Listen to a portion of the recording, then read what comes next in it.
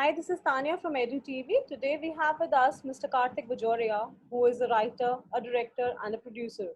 He is a Doon School pass out and a Hindu College and the New York Film Academy alumnus. Sir, you've got more than a decade of experience in the film and television industry. Considering the class 12 students who are passing out this year, who are under a lot of stress and anxiety, because they do not have their results yet out, a few of them have not even completed their examinations. So can you throw in some light onto the different career opportunities that perhaps they can look forward to pursue considering the coronavirus outbreak right now? Hi, Tanya. Firstly, thank you for having me. It's lovely to be on EduTV. Now, to get to your question straight away, let's understand one thing.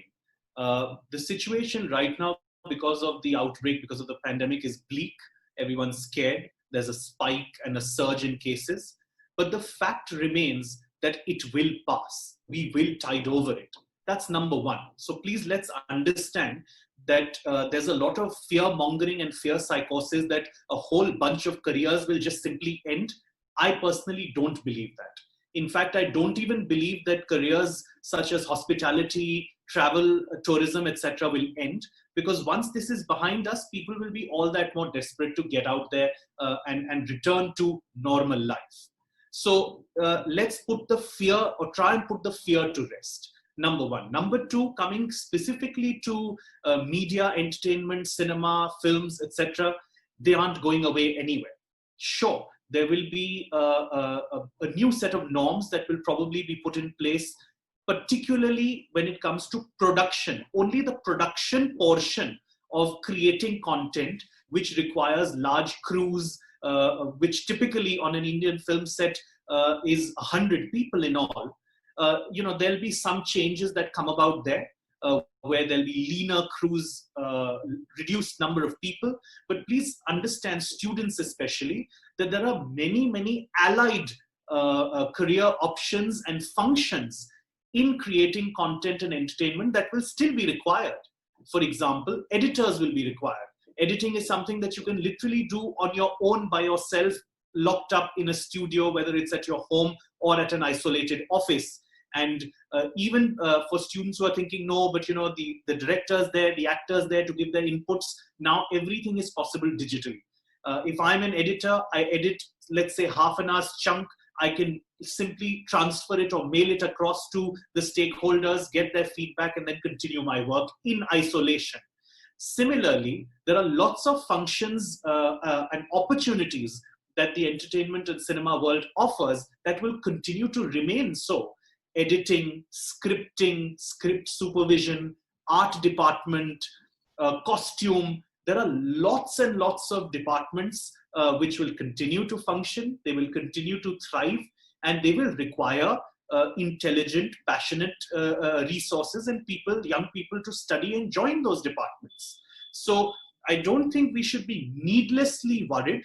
Of course, as the situation stands right now, it's a bit scary, but it will pass, and there will be enough and more opportunities. In fact, I only touched upon cinema.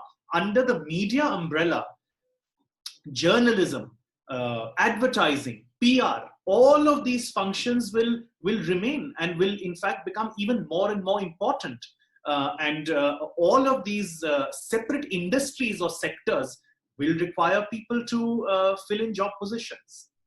So, sir, like you've been interacting with students regularly, like you're also teaching now. So, what is your message, your advice to the youth of the country? A couple of things again here, Tanya. One is, the good thing is that most industries, sectors, and individual organizations, companies, employers have done one very good thing, that as long as possible, as far as possible, the pay cuts are being imposed on middle and senior employees and management, not on people who are just starting. So actually speaking, even in the current situation, at least in the private sector, it is not the person who's just joined or started his or her career who's receiving that pay cut. That's one silver lining in this rather dark cloud. The other thing is that in terms of a message, I would, again, like I said earlier, I would urge parents and students, graduating students from school or college at the cusp of higher education or at the cusp of work life, not to panic, because this is a finite problem. I know that 2, 3, 4 months without working seems like a very long time, and it is, and it may be another 3 to 4 months of the same or a little bit worse, but things will bounce back. That's simply the way of the world. In fact, my message to students who are going to study further or start their work life is that you guys are going to be at a distinct advantage, because the world and the working ethos and norms are going to change.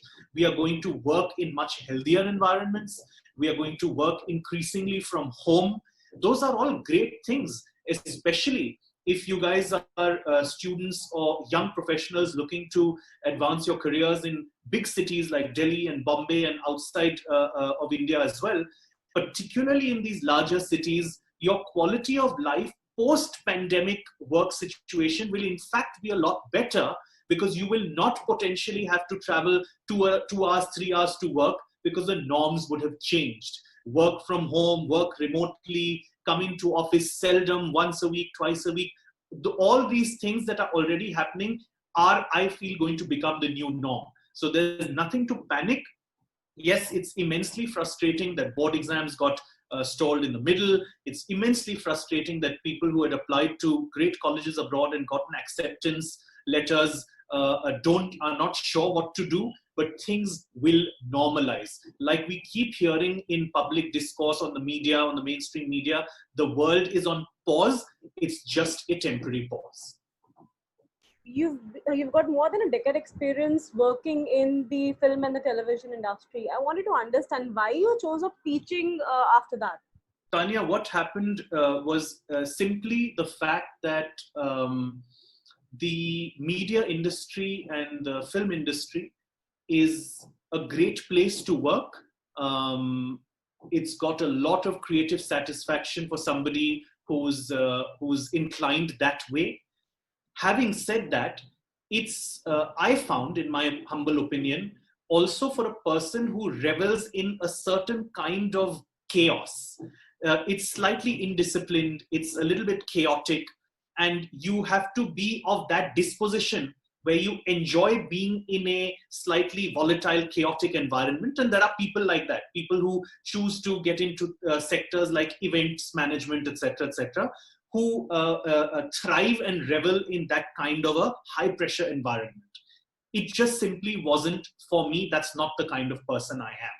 That was one main reason I decided to come back to my hometown of Jaipur from Bombay, and in that sense leave the television and media industry and film industry.